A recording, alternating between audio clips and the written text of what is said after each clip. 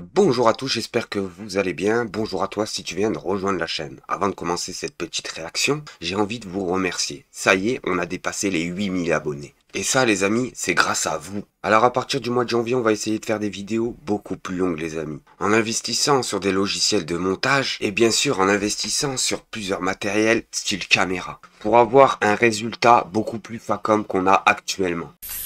Bon les amis, qu'est-ce qui s'est passé dans la tête d'Emmanuel Macron pour mettre François Bayrou en tant que Premier ministre? C'est un truc de dingue. Cette personne-là, ça fait 50 ans qu'il est dans la politique. 50 ans. Je rappelle aussi que cette personne-là est le maire de Pau. En écoutant la télévision française comme d'habitude, vous pensez bien qu'il glorifie l'image de Bayrou en nous expliquant qu'il est bien aimé dans sa ville. Mais moi, je suis allé gratter un peu. Et voilà ce que j'ai trouvé. Oh, qu'est-ce qui se passe? Il y a eu un procès en 2023. Ah bon? Qu'est-ce qui s'est passé? Le parquet avait requis 30 mois. Oui, 30 mois d'emprisonnement avec sursis et 70 000 € d'amende et 3 ans d'inéligibilité avec sursis contre le chef de parti présenté comme le principal responsable de l'organisation de ce système de détournement de fonds, les amis. Bien sûr, vous pensez bien qu'il n'a pas été condamné. Quand je vous dis que ces personnes-là sont tous des gangsters, c'est pas pour rien, les amis. Vous, derrière, vous allez griller un feu orange, vous allez vous taper 130 € d'amende, les amis. Bon, à la fin, ils ont rien, mais vous pensez bien qu'ils sont tous dans le même bain. Ça se passe tout en dessous de la table à coups de mallette d'argent. Et après, on nous explique que ces personnes-là sont exemplaires. Sérieusement, les amis? Mais c'est pas fini. Je suis allé me renseigner, je suis allé gratter un peu plus, et voilà ce que j'ai trouvé. Si j'avais eu le sentiment, je veux dire une chose, si j'avais eu le sentiment qu'Emmanuel Macron était réticent à cette moralisation de la vie publique que j'appelais de mes voeux, et notamment s'il n'avait pas accepté comme préalable l'idée d'une loi de lutte contre les conflits d'intérêts, je ne me serais pas allié avec lui. Dernière condition, c'était la proportionnelle. Permettez-moi de le dire, je me suis engagé dans la vie publique pendant des années et décennies contre les affaires. Et il y en a un certain nombre qu'on pourrait citer ici. Contre les compromissions, il y en a un certain nombre qu'on pourrait citer ici. C'est le combat de ma vie. Et c'est le combat de ma vie. Pourquoi? Parce que nous avons le plus urgent besoin que les citoyens aient confiance dans les responsables publics. C'est parce qu'il n'y a plus de confiance qu'aujourd'hui la France... Et donc j'atteste, je témoigne, j'affirme et je garantis que ceci va être la règle des années qui viennent si Emmanuel Macron était... Et voilà les amis, il faut savoir que François Bayrou, c'est grâce à lui qu'Emmanuel Macron est président en France. C'est grâce à lui. C'est son plus vieil allié. Et c'est pour ça qu'il l'a mis Premier ministre, ça faut le savoir. Il nous vendait Emmanuel Macron en nous expliquant que si Emmanuel Macron passait président, le pays tout entier allait se relever. Alors que le pays était déjà debout. C'est qui l'a mis à genoux?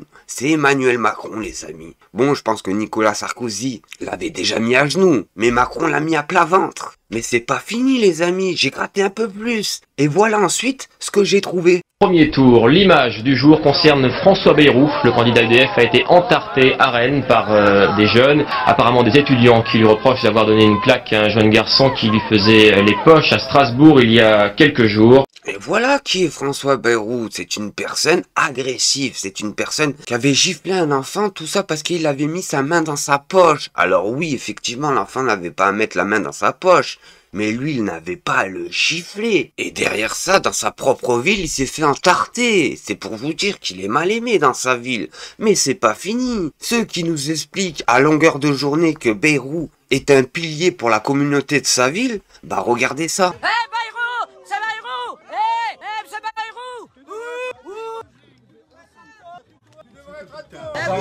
Jamais Pardon? vous ne pouvez pour le jamais. Oui, bien sûr. Construire un hôpital de 150 millions. Ah oui, On apporte 60 millions. et le personnel, vous y pensez au personnel? Ça fait 2 ans que je vous vois chaque semaine. Vous n'apportez rien, vous venez... Qu'est-ce que Vous apportez quoi? Vous apportez quoi? Là, on est dans sa propre ville. T'as des citoyens de sa propre ville qui lui expliquent que t'es un voleur et un menteur.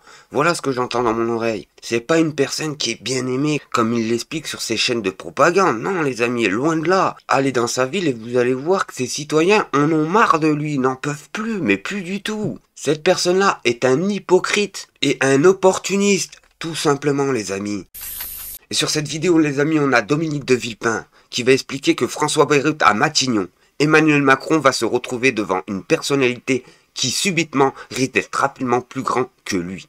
Les amis, on regarde la vidéo et on fait une petite réaction. Emmanuel Macron va se retrouver devant une personnalité qui subitement risque d'être rapidement plus grande que lui. Pourquoi François Bayrou renouvelle l'équation présidentielle. François Bayrou, c'est l'héritier. À ce titre, il a rêvé toute sa vie de réconcilier les Français. Quand vous rêvez de réconcilier les Français, à 2 ans et un peu plus d'une élection présidentielle, vous ne pouvez pas ne pas caresser l'idée d'être un jour un candidat présidentiel. C'est pour ça que François Bayrou va devoir régler une équation politique très complexe, avec bien sûr les autres partis politiques. Mais vous le verrez très vite, d'abord avec les siens, au sein du bloc central. Et sur cette vidéo, les amis, on a Manuel Bompard, député de la France Insoumise, qui nous explique que si le gouvernement n'est pas censuré, il y aura une discussion budgétaire à l'Assemblée nationale. Dans ce cas, je ferai mon travail de parlementaire et déposerai des amendements. S'il y a des articles qui vont dans le sens d'une plus grande mise à contribution des plus riches et des grandes entreprises, je me n'y opposerai évidemment pas. Mais je ne crois pas que nous nous retrouvons dans la copie générale de ce budget. Les amis, on regarde la vidéo et on fait une petite réaction. Parce que je ne crois pas une minute. Je vous ai répondu sur son orientation politique générale. Je ne vais pas raconter d'histoire, j'y crois pas. Je pense que ça va inscrire dans la continuité du macronisme. Et donc, c'est la raison pour laquelle nous, on se cache pas derrière notre petit doigt, on dit on va le censurer. Bon, maintenant, s'il n'est pas censuré, et s'il y a un débat budgétaire, évidemment que je vais faire mon travail de parlementaire. Mais vous fonctionnez dans ce sens-là. D'abord censure et puis après... Mais oui, mais parce que je veux pas raconter d'histoire aux gens. Parce que je ne crois pas une minute que François Bayrou va reprendre les revendications qui sont celles du programme du Nouveau Front Populaire.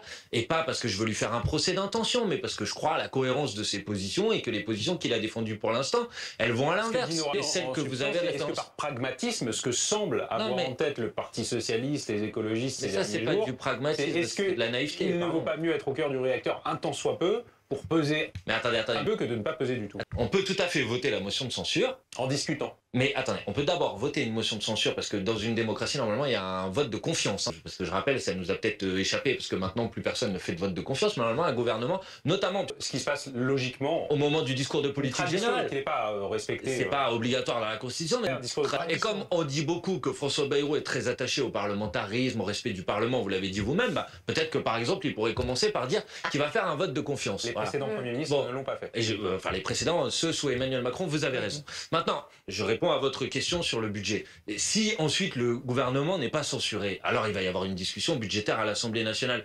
Et évidemment que moi je vais faire le même travail que j'ai fait dans la discussion budgétaire sous M. Barnier. Et je vais même aller plus loin. S'il y a dans le budget de M. Bayrou des articles qui vont dans le sens d'une plus grande mise à contribution des plus riches et des grandes entreprises, évidemment que je ne vais pas m'opposer à ces articles, évidemment, mais je ne crois pas que ça sera l'essentiel de l'orientation économique et politique de ce budget, et donc je crois que dans la globalité de ce budget, il y aura à nouveau des postes d'enseignants qui vont être supprimés. Je crois donc qu'à partir de ce moment-là, la copie générale, ça sera une copie dans laquelle on ne se retrouvera pas, mais évidemment que à chaque fois qu'on pourra voter des amendements qui vont dans la bonne direction, on les prendra. Mais vous allez voir les amis, ça va être catastrophique. Si on laisse ce Premier ministre se pavaner et on ne le censure pas, vous allez voir que le 1er janvier, les lois vont faire mal en France. Très mal. On va avoir une nouvelle fois une proposition sur l'augmentation de l'électricité. On va avoir encore une nouvelle fois une proposition sur l'augmentation du gaz. On va nous augmenter l'essence. On va nous augmenter la TVA. On va encore pomper sur les services publics. Comme s'ils étaient pas à genoux. Je ne parle pas des hôpitaux publics, parce que c'est plus des hôpitaux, ça ressemble plus à des cimetières. Pour l'augmentation du SMIC à 1600 €, ça, on oublie tout de suite. Et les produits de première nécessité, ça aussi, vous oubliez tout de suite. C'est pour vous dire, les Français vont bientôt manger les poubelles. Tout simplement, les amis. Et sur cette vidéo, les amis, on a Yann Brossat, député de la France Insoumise, qui nous explique que la macroniste ont été sortis par la grande porte de la démocratie. Ils reviennent par la fenêtre. Pour notre part, nous continuons de défendre les intérêts populaires. Pas d'application de réforme des retraites, hausse de salaire, défense du service public. Et ça, les amis, c'est ce que je vous disais précédemment. On regarde la vidéo et on fait une petite réaction. Conditions peut-il réconcilier les Français, ce nouveau Premier ministre? D'abord, les choses partent mal quand même, parce qu'on a un Premier ministre d'un camp qui a été battu aux élections européennes, battu au premier tour et au deuxième tour des élections législatives. Au fond, on a quand même l'impression que les macronistes se font sortir par la grande porte de la démocratie et qu'il revienne malgré tout par la fenêtre. Et donc, j'espère surtout que François Bayrou est conscient aujourd'hui de la faiblesse qui est la sienne et de la nécessité pour lui d'écouter ce que va dire la gauche, ce que vont dire les députés de gauche, les députés du Nouveau Front Populaire, qui, eux, sont arrivés en tête du second tour des élections législatives. Et nous lui demandons d'abord un engagement simple et concret, pas d'usage du 49.3 pour imposer des réformes impopulaires. S'il veut du dialogue, qu'il commence par s'engager à ne pas utiliser le 49.3. Dans la hiérarchie de ses priorités, si je puis dire, vous ne figurez pas, en tout cas en haut de la pile, Yann Brossa. Là, ce soir, à 21h, dans 3 quarts d'heure, le nouveau Premier ministre va recevoir à Matignon l'actuel ministre, le ministre des missionnaires. C'est fou les amis, c'est fou, il n'y a plus rien à dire en France, je vous le dis, il n'y a plus rien à dire, c'est un grand cirque. Je vous le dis, Netflix vont bientôt faire un film sur la politique française. Ils nous expliquent qu'ils sont pas en haut de la pile. Mais si, ils sont en haut de la pile, même le RN, ils sont en haut de la pile. Et pourtant, ces deux partis, les deux plus grands partis de France quand même, n'ont même pas été convoqués par Emmanuel Macron. Sérieusement les amis, il faut être sérieux 5 minutes. On nous met Barnier qui a même pas fait 6%.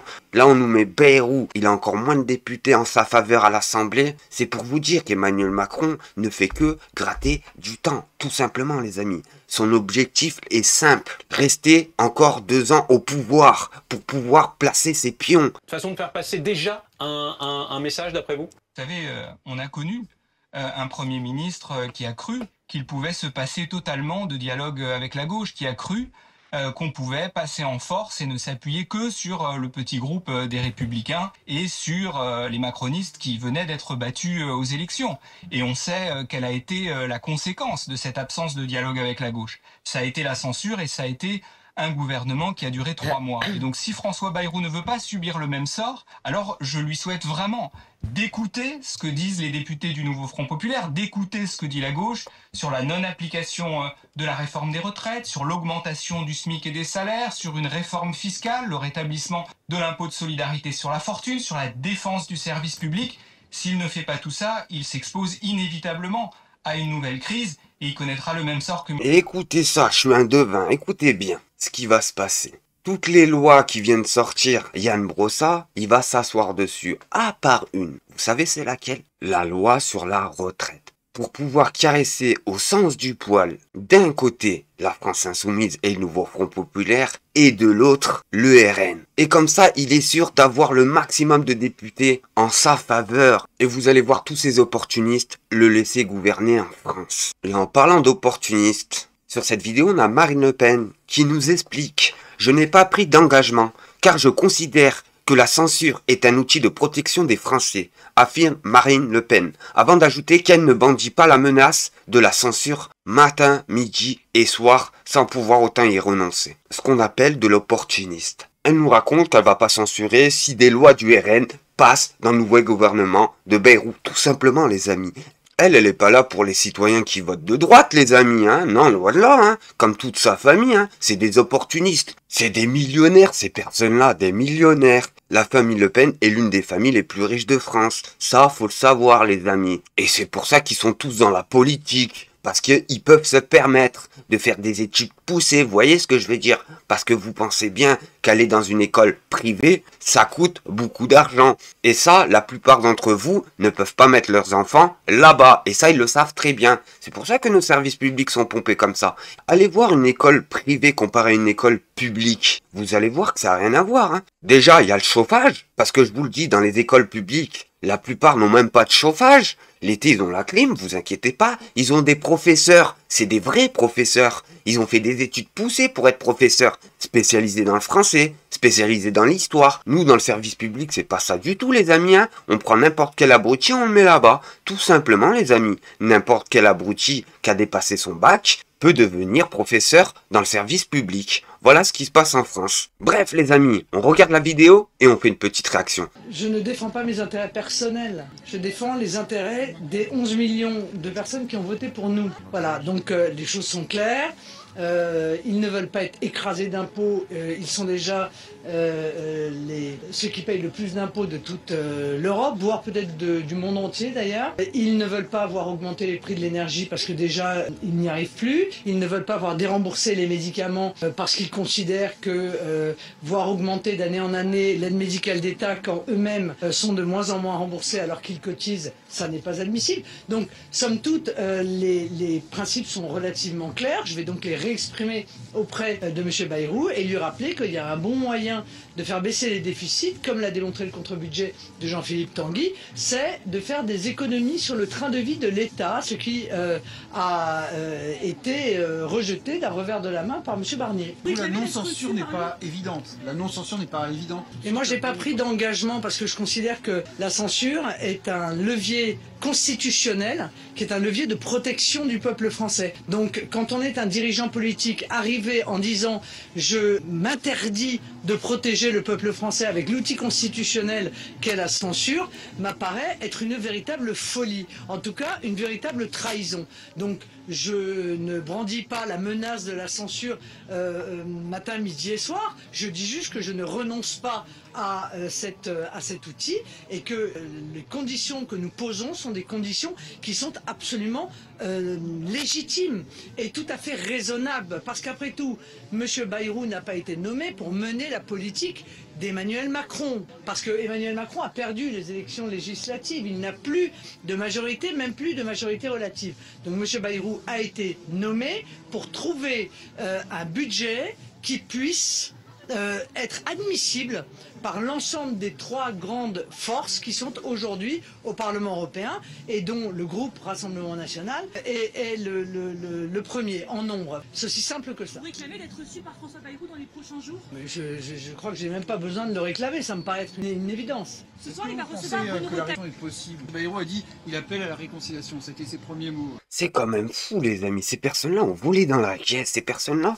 sont convoquées au tribunal pour détournement d'argent quand même. Et pourtant, ils sont encore dans la politique. Moi, je sais pas. Vous, je vous le dis, ça marche pas comme ça. Si on apprend que vous avez volé dans la caisse dans votre entreprise et que vous allez passer au tribunal, vous pensez bien que le patron ne va pas accepter entre-temps que vous travaillez encore dans l'entreprise. Et c'est bien normal. Vous allez attendre au chaud, au chômage tout simplement. Mais ces personnes-là sont encore dans la politique, touchent encore un salaire via nos impôts, les amis. Et ça, c'est inacceptable. Mais moi, je pense que avec la capacité de discuter que l'on croyait être, celle de M. Barnier d'ailleurs, on peut obtenir beaucoup de choses. Si M. Barnier avait pris la peine d'entendre ce que nous avions à dire et de prendre au sérieux ce que nous avions à dire, nous n'en serions pas là aujourd'hui. Donc encore une fois, nous avons voté la censure, nous ne l'avons pas fait. Non mais regardez-moi ça, franchement je vous le dis tout de suite. Les gardes du palais, ça donne l'image de la France. Moi je me mets à la place d'un autre président et je vois ça. Je vois les gardes du palais, l'image elle est forte les amis. Hein. Regardez les gardes du palais. Aucune prestance, on dirait une parodie.